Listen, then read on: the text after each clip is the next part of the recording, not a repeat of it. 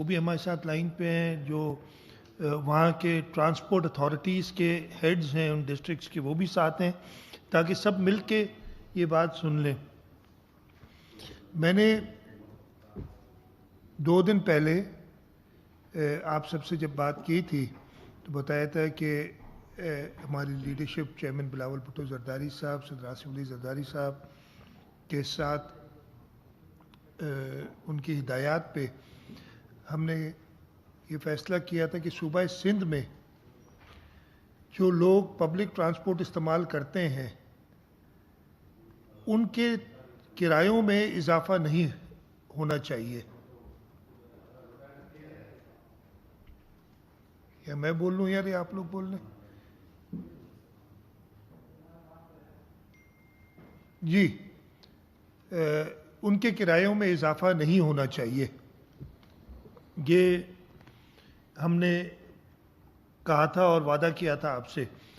उस दिन के बाद से ट्रांसपोर्ट डिपार्टमेंट ये परसों और कल जो पब्लिक ट्रांसपोर्ट यानी पैसेंजर ट्रांसपोर्ट के पूरे सूबे में चलाने वाले, उनसे उन्होंने मीटिंग्स की। आज फिर मैंने इस प्रेस कॉन्फ्रेंस से पहले भी इस मुलाकात की और मैं शुक्रगुजार हूँ। मेरे साथ मलिक शब्बर साहब बैठे हैं, मलिक फयाज है, सादिक अली सर साहब, ये इंटरसिटी जो बस सर्विसेज हैं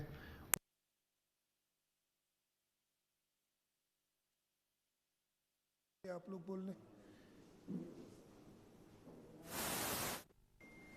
जी, उनके किरायों में इजाफा नहीं होना चाहिए। ये हमने कहा था और वादा किया था आपसे। उस दिन के बाद से ट्रांसपोर्ट डिपार्टमेंट ये परसों और कल जो पब्लिक ट्रांसपोर्ट यानी पैसेंजर ट्रांसपोर्ट पूरे सूबे में चलाने वाले, उनसे उन्होंने मीटिंग्स की।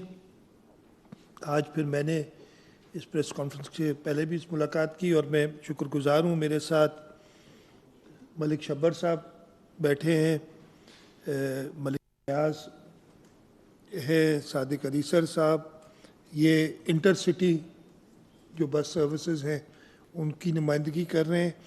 इंटरसिटी में मेरे पास प्रेसिडेंट ट्रांसपोर्ट इत्तेहाद हाजी मोहम्मद तवाब है, हाजी यार मोहम्मद और उबैदुल्ला, उसके अलावा और भी कुछ दोस्त हैं, ये सब बैठे हैं। और मैं इनका शुक्रगुजार हूँ कि जो हुकूमत सिंध का प्रोग्राम है, इसलिए कि अकेले हम नहीं कर सकते, कि मैंने भी किराए जो 28 फरवरी से पहले नाफिज थे, जो कि नोटिफाइड हैं, उसमें इजाफा नहीं करेंगे।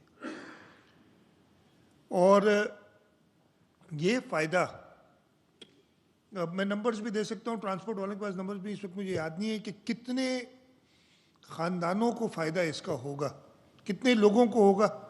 अगर किसी शख्स, कोई ख़ानदान से जो सरबराह ख़ानदान का वो पब्लिक ट्रांसपोर्ट ट्रैवल करते हैं और उसका किराया नहीं बढ़ता, तो उसका फ़ायदा ना सिर्फ उसे होता है, पूरे ख़ानदान को होता है। तो उसके घर में अगर 5-6 लोग हैं उसको होता है। मैं सेफली कह सकता हूँ कि हम सूबे के हर गरीब आदमी तक इस पेट्रोल की सब्सिडी और इस पब्लिक ट्रांसपोर्ट की सब्सिडी, यानी वो सब लोग जो डायरेक्टली, और फिर हारियों का अलग है, फार्मर्स की जो बात करते हैं, कुछ लोग इत्तेफाक नहीं करते कि ये फार्मर नहीं है, ये हैं बिल्कुल फार्मर नहीं है, ये लैंड ओनर्स हैं। खैर उस पर कल आपसे बात करूँगा डिटेल में आप लोगों से, ताकि आपको आज कोई मौका और ना मिले एंटरटेनमेंट का। खैर, जो ट्रांसपोर्ट के अहदेदारान या इनकी जो ऑर्गेनाइजेशन है, इनसे बात हुई है, वो यही हुई है कि हमने कहा है कि ब्लैंकेट, चाहे वो बस हो, चाहे मिनी बस हो, चाहे कोस्टर हो, चाहे वो छोटी सुजुकियाँ भी चलती हैं, ख़ासतौर पे छोटे शहरों में, ये 4 कैटेगरीज, ये इसलिए कि ये हुकूमत सिंध के रेगुलेटेड हैं, ये रूट परमिट इनको दिए जाते हैं और उस रूट परमिट पे उनका किराया भी तयन होता है।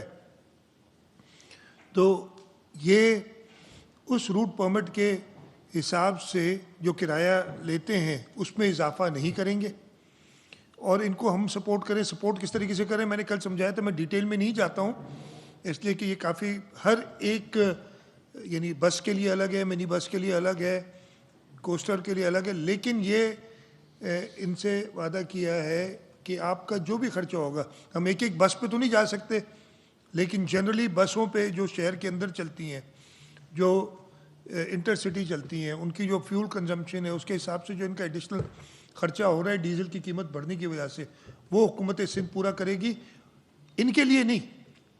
कल मुझे एक सवाल आ गया था कि जी आप जो है वो तो ट्रांसपोर्टर्स को फ़ायदा दे रहे हैं।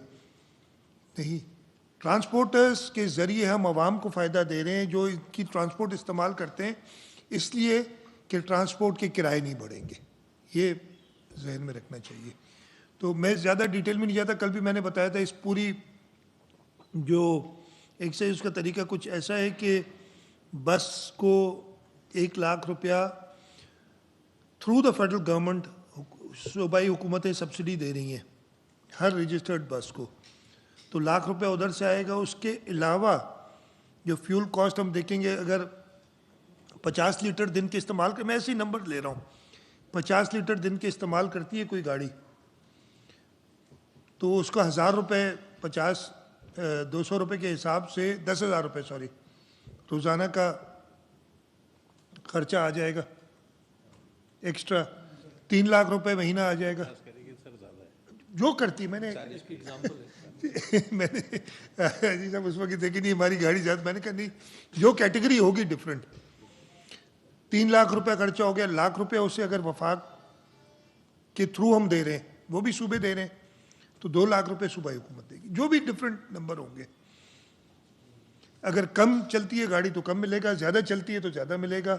हम एक एक गाड़ी का हिसाब नहीं लगा सकेंगे, लेकिन रूट के हिसाब से हिसाब ज़रूर लगा लेंगे। इस पे सब ने इत्तेफाक किया है और ये ख़ुद भी आपसे बात करेंगे, मैं कहूँगा 1-2-3 लोग ट्रांसपोर्टर से बात करें ताकि ये यकीन हो जाए अवाम को कि हमारी इनसे बात हुई है और इन लोगों ने ख़ुद अवाम की सहूलत के लिए किराए ना बढ़ाने का हमसे डिमांड, नहीं तो किराए तो हुकूमत ही बढ़ाती है फिर थ्रू, बट हमसे डिमांड भी नहीं करेंगे और किराए इंशाअल्लाह ताला नहीं बढ़ेंगे। तो एक बार फिर आप सबका शुक्रिया। मैं हाजी तवाब साहब से कहूँगा अगर आप अपने ख्यालों का इजहार करते हैं, इधर माफ़ कीजिएगा ये थोड़ा, या ये माइक दे दो एक, या ये ले ले, ये दे दो, ये माइक दे दो। बिस्मिल्लाहिर्रहमानिर्रहीम। मैं चीफ मिनिस्टर साहब का, पूरा सिंध गवर्नमेंट का, मैंने बताया हाजी कराची ट्रांसपोर्ट इत्तेहाद का सदर, मैं चीफ मिनिस्टर साहब का पूरी सिंध गवर्नमेंट का शुक्रगुजार हूँ कि इन्होंने इस मुश्किल वक्त में ट्रांसपोर्टरों के लिए भी कुछ सोचा और उस आवाम के लिए जो ट्रांसपोर्टर के साथ सफ़र करते हैं, ख़ास करके तो बात उनकी है, लेकिन बहरहाल हम लोगों का भी नाम है उसमें, तो मैं इनके सबका शुक्रगुजार हूँ। महकमा सेक्रेटरी ट्रांसपोर्ट वालों का, सबका सबसे पहले तो ये शुक्रिया इनका कि इन्होंने इस वक्त में ये हालात की वजह से ये सारे कुछ इकट्ठा किया और उसमें काफ़ी बोझ अपने ऊपर रखा है। दूसरा ये है कि हमारे ट्रांसपोर्ट की तरफ से ये जो डीजल बढ़ा है जंगी हालात में, हम बिल्कुल उसका खर्चे का इन्होंने वो किया है और हम उसका किराया नहीं बढ़ाएंगे, ये हमारे इनके साथ कमिटमेंट है। जो 28 तारीख को ये 2 महीने में जो बढ़ा है डबल हुआ है, मतलब अभी जो ये डीजल बढ़ा है इस महीने में पुराने टाइम से और इससे डबल हुआ है। 260 था पहले, अब 525 हो गया, तो डबल से भी 6% ज़्यादा हो गया। बहरहाल हम इन सब के शुक्रगुजार है पूरा सिंध गवर्नमेंट की। जमहूरी हुकूमत ऐसे ही करती है कि अपने आवाम के सोचती है ज़्यादा। ये 2-3 दिन मेरा ख्याल है जितनी इन्होंने तकलीफ़ की है, ख़ास करके सेक्रेटरी ट्रांसपोर्ट वालों महकमे ने, और जाहिर सी बात है मिनिस्टर साहब का, चीफ मिनिस्टर साहब का, हमारे सबका वो होगा, शमूलियत होगी। लेकिन हम लोगों को जो ब्रीफ किया है, जितना उन्होंने भाग दौड़ के कि भाई किसी तरह से गरीब आदमी के ऊपर कोई बोझ ना बने, तो ये मैं इनके शुक्रिया अदा करता हूँ और इसी भी अपनी बात को ख़त्म करते हैं। कि भाई बहुत मेहरबानी आई साहब, सर बिस्मिल्लाहिर्रहमानिर्रहीम। अभी तारुफ करा दें, नाराज़ हो जी, जाते। मेरा नाम जी मलिक शब्बर ख़ान है। मैं इंटरसिटी बस की तरफ से उनकी नुमाइंदगी कर रहा हूँ। सबसे पहले जी मैं चीफ़ मिनिस्टर सिंध सैयद मुराद अली शाह साहब का, मिनिस्टर ट्रांसपोर्ट शर्जील इनाम मेमन साहब का और सेक्रेटरी ट्रांसपोर्ट जो है हमारे असद जामिन साहब का, उनका मैं बहुत शुक्रगुजार हूँ। चूँकि आज जो हम यहाँ पर बैठे हुए हैं, इससे पहले एक सीरीज़ ऑफ मीटिंग हुई, नंबर्स ऑफ मीटिंग हुई, जिसमें हमने अपना भी मौक़िफ़ पेश किया, गवर्नमेंट ने भी अपना मौक़िफ़ पेश किया, और जो मौजूदा सूरत हाल है उनको देखते हुए हम एक पेज के ऊपर आए और ये डिसाइड किया कि जो हमारी एक्स्ट्रा कॉस्ट है उसकी स्लैब्स बनी है। मैं उस डिटेल में नहीं जाऊँगा क्योंकि उसमें टाइम लगेगा। उसमें जो भी हमारी स्लैब्स हैं, हमने इनसे कमिटमेंट की है कि हम इनके साथ बिल्कुल जो है इस मौके पे जिसमें मुल्क एक मुश्किल घड़ी से गुजर रहा है, हम मुकम्मल और भरपूर इनके साथ ताउन करेंगे। और हम जो हमारा किराया, जैसा कि सीएम साहब ने भी फरमाया कि जो हमारा पहले किराया था ये रेट बढ़ने से पहले, हम वही चार्ज करेंगे। और गवर्नमेंट जो हमें सब्सिडी देगी वो इंशाल्लाह जो है वो उससे हमें नुकसान नहीं होगा। बट ये मैं मीडिया के सामने कमिटमेंट करता हूँ, और हमारे दोस्तों ने सब ने अंदर ये भी बात की कि देखें ये हालत जंग है, ये बहुत मुश्किल घड़ी है, पूरी दुनिया के अंदर फ्यूल प्राइसेस जो हैं वो इंक्रीज़ हो रही हैं। उस सूरत के अंदर गवर्नमेंट का सब्सिडी देना मैं समझता हूँ हमारे सेक्टर के लिए बहुत अहमियत का हामिल है। क्योंकि हमने जो पिछले 3 दिन ऑपरेट किया किराया बढ़ा के, उसमें भी हमें ये एहसास हुआ कि आवाम में इतनी ताकत ही नहीं है कि वो ये किराया भर सके। तो हम भी खाली गाड़ियाँ लेके जा रहे हैं और खाली गाड़ियाँ लेके आ रहे हैं एज अ ऑपरेटर। तो उसमें हम बड़े शुक्रगुजार हैं, और मैं बहुत पुरुमीद हूँ कि ये जो निज़ाम जिसकी आज बात हो रही है, ये एक जो है बहुत फ़ायदेमंद होगा आवाम के लिए भी, गवर्नमेंट के लिए भी, और ट्रांसपोर्ट ऑपरेटर्स के लिए भी। बहुत शुक्रिया, थैंक यू जी। जी मैंने आप कर लें डायरेक्ट। यार कल मैंने वो कहाँ, मुझे नजर नहीं आ रहे, जबार कहाँ है? हाँ हाँ, कल रह गए थे, आप सवाल आज जरूर करेंगे। हाँ बाकी जबार साहब आप अगर मेरी हाँ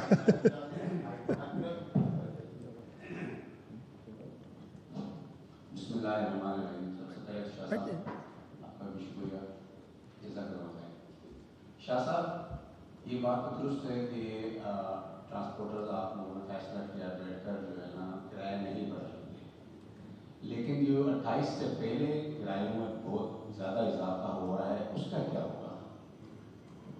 देखिए जी, हमारे पास क्या हुई, निकाल दिया मैंने जी सर।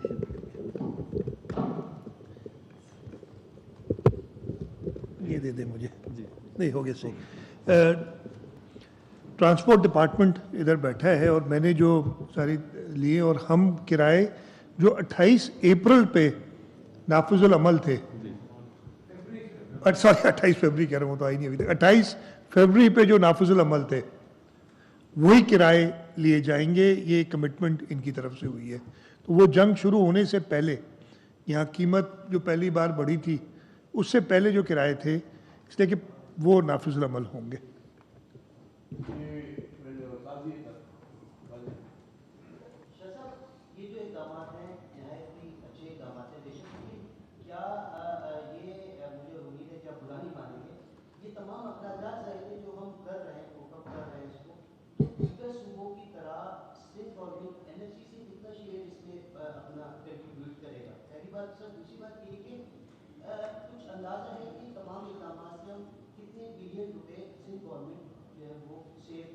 अच्छा देखिए, सबसे पहले तो मैं बुरा क्यों मानूंगा ये मैं आपको बता दूं, एनएफसी से कुछ भी नहीं दे रहे हम, ये आप क्लियर कर लें। पता नहीं ये क्यों बार बार आ जाती है बात।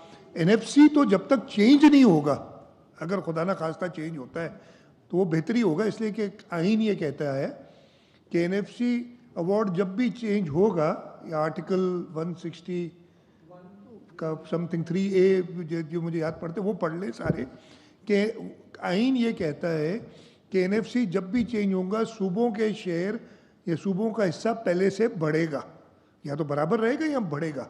तो पता नहीं क्यों ये मतलब ये मैंने उस दिन में कही थी, वो एक स्पिन एक कोई दे देता है, फिर हम उसको घुमाते रहते हैं।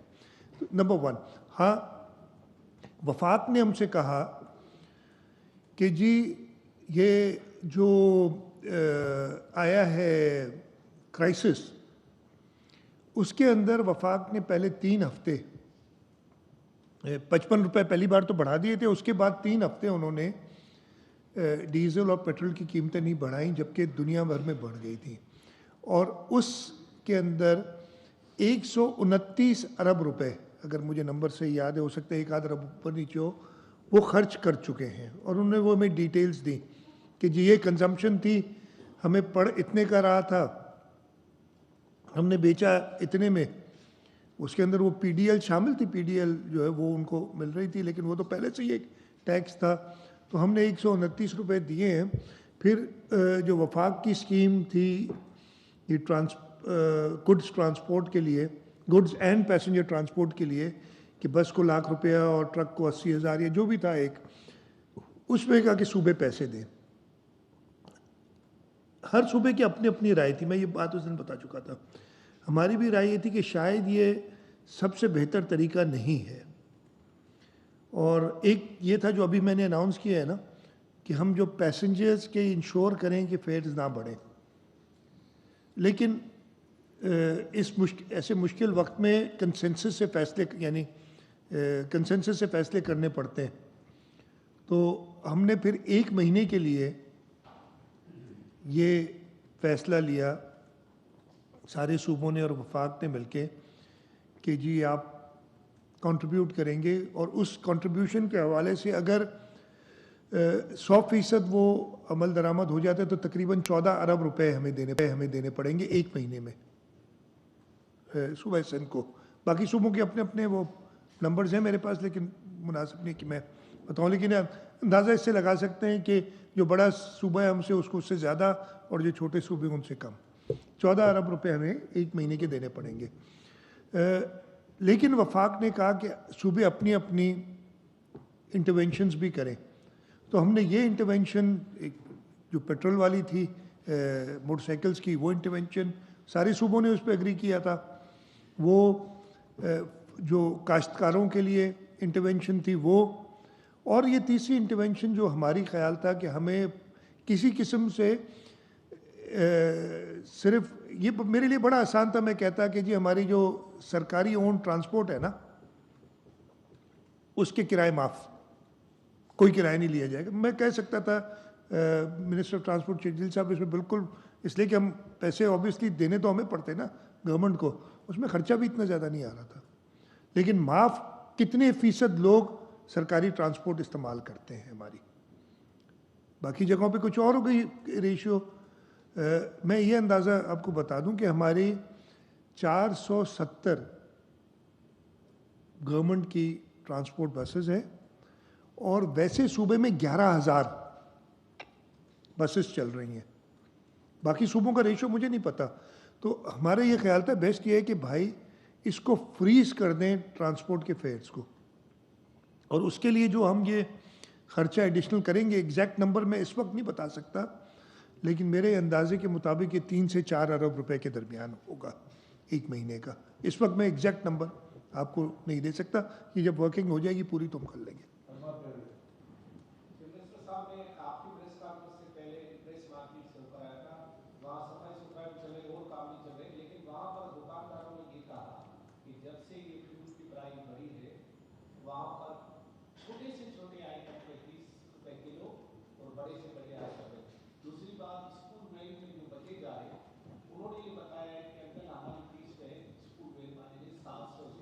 उसका मैं जवाब देता हूँ। दोनों इतने सवाल ना करो ना कि मैं भूल जाऊँ हर बात। दो, हाँ, इतने करोगे तो बाकियों के सवाल भी आप ले लो। अच्छा, सबसे पहले देखें, गुड्स ट्रांसपोर्ट को एक सब्सिडी दी जा रही है। ट्रक्स को 80,000 या 70,000 रुपये दी जा रही है। 70 ट्रक्स को 80, 3 एक्सल या 2 एक्सल से ज़्यादा। सूबा सिंध का ये ख्याल था कि इस तरीके से नहीं जाना चाहिए, इसलिए कि उनका खर्चा और ज़्यादा है, सीधी सी बात है मतलब, और इससे अफरात ज़र में इजाफा होगा।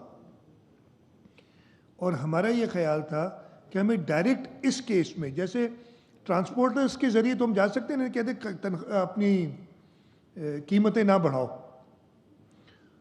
और हम आपको सब्सिडाइज कर रहे हैं, लेकिन गुड्स ट्रांसपोर्ट के लिए बड़ा मुश्किल है, बहुत ज़्यादा वेरिड किस्म है। हमने कहा वो सपोर्ट डायरेक्टली कंज्यूमर को दी जाए थ्रू अ मेथड, लेकिन वफाक ने इस वक्त उस पर अमल दरामद नहीं किया है, लेकिन हमारी कोशिश है कि आगे इस चीज़ को एड्रेस करें, वफाक से कराएं कि जो कीमतों में इजाफा हुआ है फूड का, कुछ कॉम्पनसेशन उस कंज्यूमर को मिले जो कि वो इसको इस्तेमाल करता है। नंबर 2, आपने बड़ी अच्छी बात की, मेरे जहन से निकल गई थी। मैंने कल रात को ही एजुकेशन डिपार्टमेंट से कहा है कि ये इंश्योर करें कि जो बच्चों की सुजुकी वैन्स हैं, वैगन्स हैं, वैन्स वगैरह जो बच्चों को स्कूल ले जाती हैं, उनका किराया वो ना बढ़ाएं, उनके लिए भी हम यही स्कीम रखेंगे। तो ये स्कूल डिपार्टमेंट जो है उनको मैंने कल ही कह दिया था कि हर स्कूल से बात करेंगे कि इनके किराए ना बढ़ाए जाएं, बच्चों को जो ले जाते हैं स्कूल के ज़रिए हम पेमेंट वो सब्सिडाइज जैसे हम पैसेंजर्स को कर रहे हैं, हम स्टूडेंट्स को भी करेंगे। यस,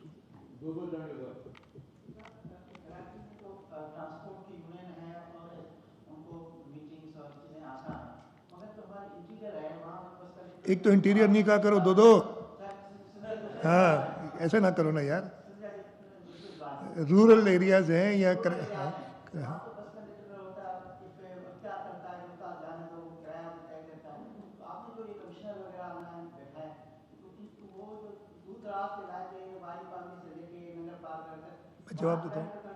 मैं जवाब देता हूँ ना। देखिए, हर ट्रांसपोर्ट को एक रूट परमिट के हिसाब से चलना पड़ता है, ये रेगुलेटेड होती है। अगर कोई रूट परमिट के बगैर चल रहा है तो वो इलीगल चल रहा है। तो सबसे पहले तो चाहे वो जोई से वाई पांदी जा रहा हो या कराची से हैदराबाद जा रहा हो, उसको रूट परमिट की ज़रूरत होती है। उस रूट परमिट के अंदर जो लोग भी हैं वो स्कीम में आ जाएंगे। और इसीलिए मैंने कमिश्नर साहिबान को और रीजनल ट्रांसपोर्ट अथॉरिटीज़ वाले जो उन सबको इधर मैंने कहा प्रेस कॉन्फ्रेंस भी वो देख लें। ऑलरेडी मिनिस्टर ट्रांसपोर्ट अपने रीजनल ऑफिसर्स को और उनके ज़रिए उन ट्रांसपोर्टर्स से बात कर चुके हैं, तो वो सब आएंगे। हम ये भी कह रहे हैं अगर कोई बगैर रूट परमिट के चला रहा है तो वो आए, अपना रूट परमिट ले ले, ताकि वो इस स्कीम में आ जाए। फेयर्स हम बढ़ाएगा कोई और उसकी शिकायत आएगी तो कानून अपनी जो है क्या कहते हैं, कानून लॉ विल टेक, रास्ता बनाएगा, कानून अपना रास्ता बनाएगा उस सिलसिले में। देखिए ना, अगर मैं मलिक फयाज़ को पुराना जानता हूँ इसलिए कहता हूँ, मलिक फयाज़ ने अगर अपनी बस का किराया बढ़ा दिया तो हम मलिक फयाज़ को पकड़ेंगे। तो अगर कोई और शिकायत अगर होगी कि भाई आपने क्यों किया, तो इसीलिए कमिश्नर्स को बुलाया ताकि एडमिनिस्ट्रेशन उसका देख ले।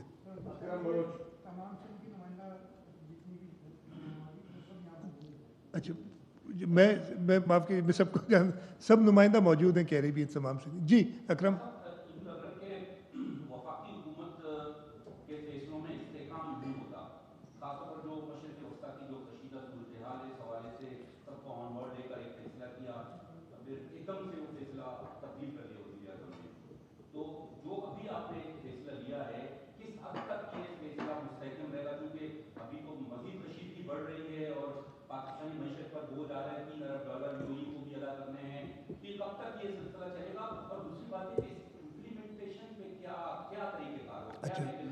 एक तो मेरे भाई अकरम अच्छी अच्छी बातें किया करो नाराज नहीं हो, देखो शक्ल खराब, मैं तो हंसता रहता हूँ एकदम नहीं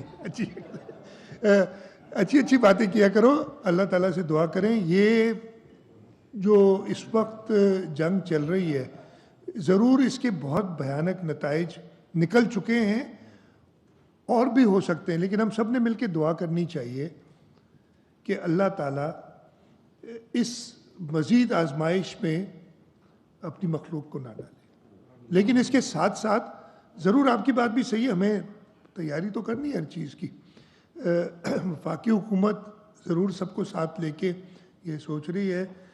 जैसे अभी बात की थी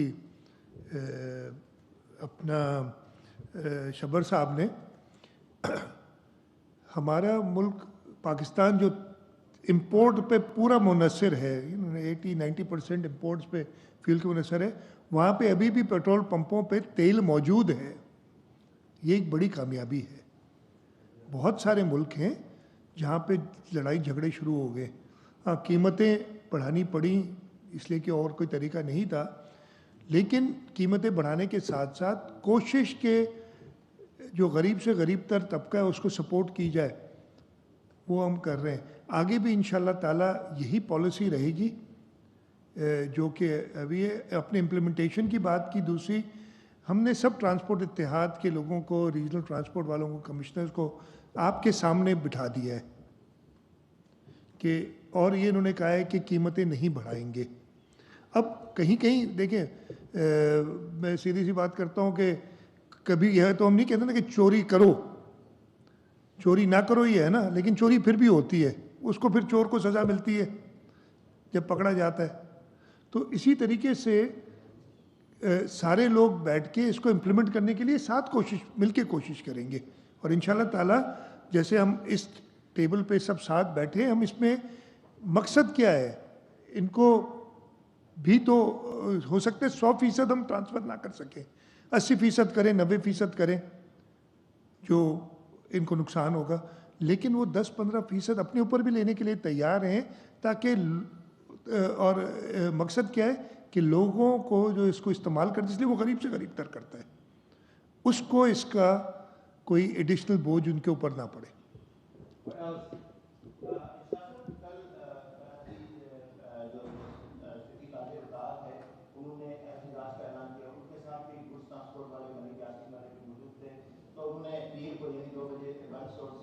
गदागाड़ी और घोड़ों पर रैली निकालने का ऐलान किया है, तो उनका भी यही मुतालबा है कि जो असराफ खाली ट्रांसपोर्ट पर हैं वो सब पर पड़ रहे हैं, और जो मार्केट में सामान है वो महंगा हो रहा है। उर्दू बाजार में कल हमने जायजा लिया, वहाँ पे जो 3,000 रुपये का कार्टन मिलता था अब वो 6,000 रुपये का हो गया। तो ये इतने बड़े असराफ हो गए, तो इन चीज़ों को कैसे कंट्रोल करें? देखिए अगेन फयाज, इशू ये है कि ऑब्वियसली ये कहना कि बिल्कुल असर ही नहीं पड़ेगा, ये तो मतलब वो होगा ना कि तेल की कीमत डीजल 250 रुपये बढ़ी और क्या कोई फ़र्क नहीं पड़ेगा, 3,000 रुपये वाली चीज़ 3,000 रुपये में मिलेगी, ये पॉसिबिलिटी नहीं है। आप सब समझते हैं इस बात को, ठीक है। एक तरीका यही था जो पहले वफाक ने इस्तेमाल किया ना, कि ब्लैंकेट सब्सिडी दे दी, तेल की कीमतें ही ना बढ़ाई, लेकिन उससे ज़्यादा फ़ायदा मुराद अली शाह ने उठाया, और जो बस पे चलता है उसको कम फ़ायदा हुआ उससे, मैं हुकूमत ने दी। मैं सीधी सी बात बता रहा हूँ आपको, क्या वो सही तरीक़ाकार है या टारगेटेड सब्सिडी सही तरीक़ाकार है? ये तय हो गया कि जी टारगेटेड सब्सिडी, अब तो सब मान रहे हैं ना, पहले हुकूमत सिंध कह रही थी टारगेटेड सब्सिडी सही तरीक़ाकार है। अगर ये सही तरीक़ाकार है तो हमने उनको एड्रेस कर लिया। मैंने फिर बताया कि हमारा ये ख्याल था कि हम कंज्यूमर को सपोर्ट करें जाके। अगर कोई चीज़ बाज़ार में, आटा अगर 5 रुपये किलो बढ़ जाता है या 10 रुपये किलो बढ़ जाता है, इसकी वजह से, तो हम जो गरीब से गरीब तर है आटा खाने वाला, उसको सपोर्ट करें, तो उसका एक तरीक़ाकार है। लेकिन वफाकी हुकूमत ने उस पर, या सारे सूबों ने इत्तेफाक नहीं किया है, हम उस पर काम कर रहे हैं। मेरी कल भी चेयरमैन बिलावल भुट्टो जरदारी साहब से मुलाकात हुई थी, मैं गढ़ी खुदाबख्श में साथ था, तो उन्होंने पूछा था, मैंने उन्हें ट्रांसपोर्ट वाली भी बात बताई कि उन्होंने हमसे बात करें और इंशाल्लाह ताला ये तय हो जाएगा कि फेयर्स ना बढ़े। बहुत खुश हुए थे, उन्होंने ख़ुद कहा कि लेकिन यार उनका सोचो ना, जो गरीब से गरीब तर है, जब महंगाई तो आनी है, उनको कैसे सपोर्ट करेंगे। बात यही हुई कि एक ही तरीका है उसको सपोर्ट करने का कि उनको डायरेक्ट सब्सिडी दी जाए, उनके घर पे पहुंचाई जाए, उसके तरीक़ाकार भी मौजूद है, लेकिन सारी सूबे अभी उस पर और वफाक मुत्तफ़िक नहीं है। हमारी कोशिश ये कि उनको मुत्तफ़िक करें कि वफाक उस तरफ भी देखे। बहुत ज़्यादा मैं कह गया हूँ बगैर कुछ कहे हुए। हाँ, एहतजाज उनसे भी बात करेंगे इंशाल्लाह ताला, जो लोग अफेक्ट हो रहे हैं हम उनसे इंगेज करेंगे। ऐसी बात नहीं है कि जोड़ी हुकूमत का यही काम है कि इस मुश्किल वक्त में सबको कोशिश करे साथ लेके चले।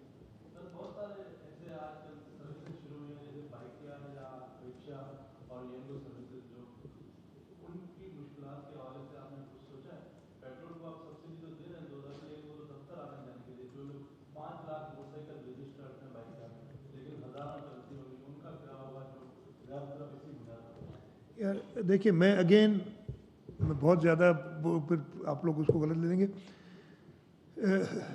बाइकिया वाला क्या करता है, किसी उस कस्टमर को जो महंगाई के लेवल से ऊपर है उसको सपोर्ट करता है ना, उस कंज्यूमर को, राइट। मैं अगर फूड पैंडा से घर पे खाना मंगाता हूँ तो मैं पावर्टी लेवल से ऊपर हूँ, ये सीधी सीधी बात है, इसको आप छोड़ दें। तो फूड पैंडा वाला राइडर जो है, अगर पहले 50 रुपये लेता था, जो भी लेता था मुझे नहीं पता, अगर वो 70 रुपये लेगा तो मुझसे ट्रांसफ़र करेगा डायरेक्ट, और उसका हक है महंगाई के ऊपर वो ट्रांसफ़र करे। तो पॉइंट ये है मेरा कि आपने सोचना है ना, ऑब्वियसली फिर आप बात करें या तो वे ब्लैंकेट सब्सिडी दे दी जाए ना, कीमतें बढ़ाई ना जाएं और मुझे भी फ़ायदा हो उसका। मैं जब अपनी बात करता हूँ कि मैं अपने आप को पावर्टी लाइन से ऊपर समझता हूँ ना। हमारा हुकूमत की कोशिश है कि जो गरीब से गरीब तबका है उसको सपोर्ट किया जाए। तो इन पे चॉइसेस फिर आपने बनानी पड़ती हैं कुछ।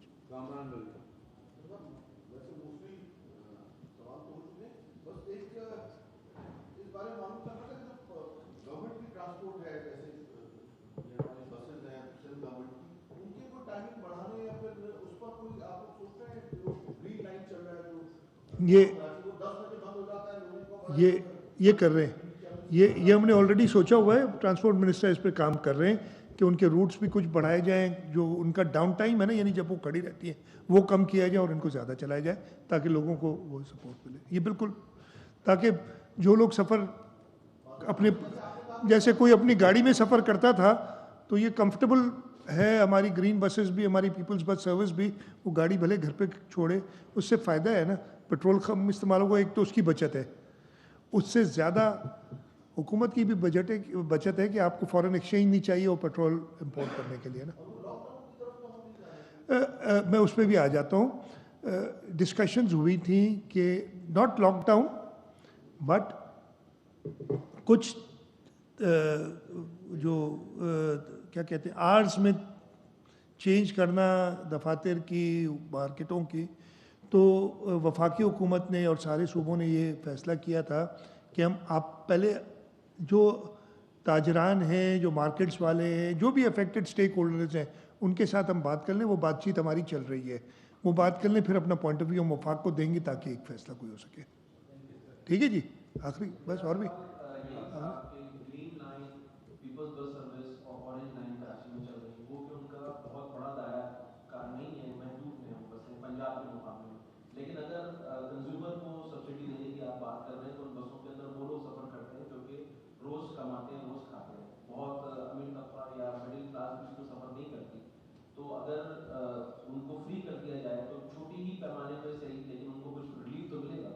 देखिए, फिर जो जिसको मैंने ये फैसिलिटी दी हुई है, यानी हम हुकूमत की तरफ से ये फैसिलिटी है कि वो एक peoples bus service air condition बस में जाए, एक है फैसिलिटी, और कंफर्टेबली एक जगह से दूसरी जगह पहुँचे, और उसको मैं फ्री कर दूँ। मेरा ये थॉट है सबके, उसमें कीमत इतनी ज़्यादा नहीं लगेगी, और जो एक मिनी बस में जा रहा है उसका किराया पे ना करूँ, उसको फ्री ना करूँ। एक आप समझ रहे हैं ना कि ये थॉट देने की हमारा ये ख्याल था कि नहीं, किराए को फ्रीज कर दिया जाए सबके लिए उसी लेवल पे, चॉइस।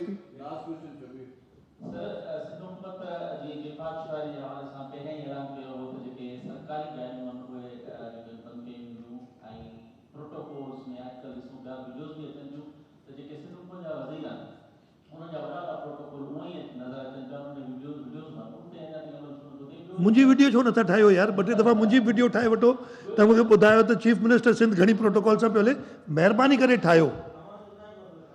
न हिकिड़ो मिंट न, तव्हांखे उहो ई ॿुधायां थो यार, जॾहिं ख़राबु शयूं आहिनि कुझु सुठी शयूं ॿुधायो न। तव्हां ठाहियो, मुंहिंजी वीडियोस ठाहियो। न ये हाँ, वरी तव्हां वज़ीरनि त सीमेंट ते अची वियो।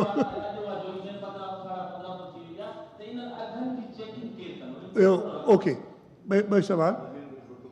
अच्छा, वज़ीरनि जो मिनिस्टर्स बैठे हैं ना इधर, मेरे साथ 1 2 3 मिनिस्टर बैठे हुए हैं इधर। नहीं, मैं कह रहा हूँ ये 3 बैठे ना, मैं इन्हीं के लिए बोल सकता हूँ ना यार, जो नहीं है ना, ये जो 3 मिनिस्टर हैं भाई, आप, मुझे पता है आपने कम कर दिए, ज़रा अपनी वीडियो बनवाएं, शब्बीर को कहें वीडियो आपकी बनाए ताकि आपको पता चले, नंबर 1, ठीक है, नंबर 1 ये बात, ठीक, ये चीज़ है ना।